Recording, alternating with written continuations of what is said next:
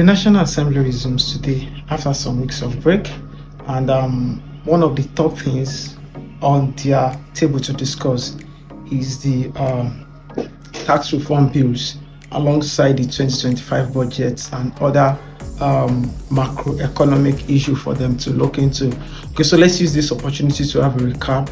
What does this reform bills, what does it say, and what does it encapsulate? Okay, so it is important to note that the reform bill is introducing 4 new bills which are meant to repeal 11 existing tax laws and to also scrap about 50 existing nuisance taxes and levies.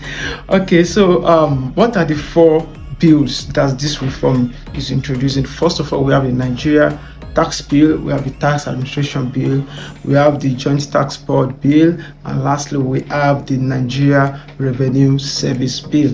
Among many others, let's look at some of the changes that the reform bills is introducing, which includes the corporate income tax, exempting small companies with a revenue of less than 50 million naira from CIT, and we also have a restructuring of the personal income tax in Nigeria, and also the bill also introduced the plan of the government to increase VAT value taxes from the current rate to about 10%, then to 12.5%, then to 15% by 2030. The reform also intends to also foster remote works across and outside Nigeria, and one of the key things that the reform intends to introduce is VAT at 0% for items such as food, education, healthcare, and some other related stuff.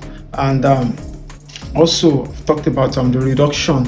Okay, yeah, we have reduction of corporate income tax from the current 30% to about 25% over the next 2 years. And we have the proposal to also eliminate minimum tax on loss-making companies and those of low profit margins. So these are some of the effort of the company, in order to encourage businesses and investments into the country. I want us all to be on the lookout. Hopefully the presentation goes well, and some of these new changes that has received positive reviews from stakeholders and the public.